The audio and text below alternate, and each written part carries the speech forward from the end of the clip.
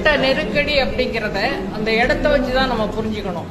அந்த நிறைவா கடைசியா விஜய் வந்துட்டு ஏற்பாடு செஞ்சிருந்த அந்த கூட்டம், ஃபோக்கஸ் லைட்டு அதெல்லாம் கொடுத்து அந்த இடத்துல அன்றைக்கு காலையிலிருந்தே ஒரு கொண்டாட்டமான சூழ்நிலை உருவாகி.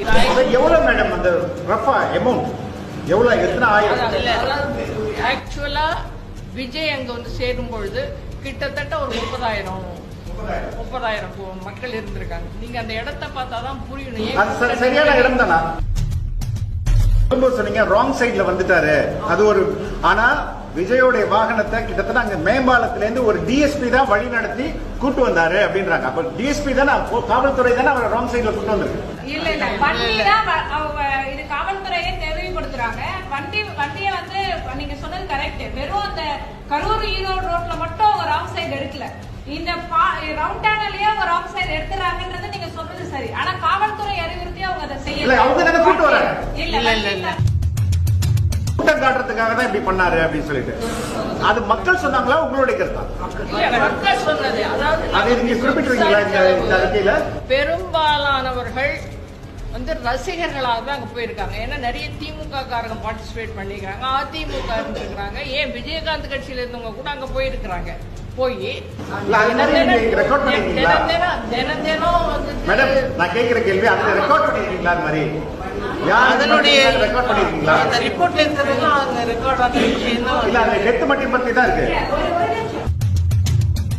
சொல்வதெல்லாம் விஜய் தான் குறை சொல்றீங்க, அவர் பண்ணதான் தப்பு.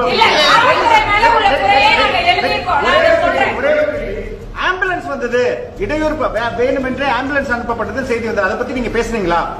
மக்கள் ஆம்புலன்ஸ் எதுவும் வேணும்னு வரப்பட்டதா நாங்க கருதல. நீங்க கருதல, உங்க கருத்து தேவையில்லை. இது ஃபேக்ட் ஃபைண்டிங் கமிட்டி.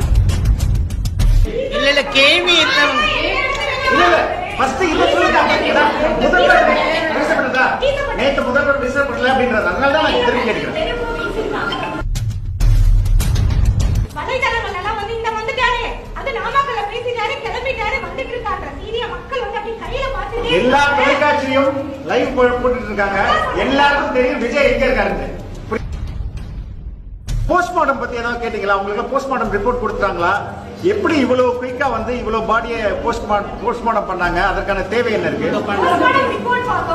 இல்ல கொடுத்துறாங்களா உங்களுக்கு? எல்லா நீங்க பாதிக்கப்பட்ட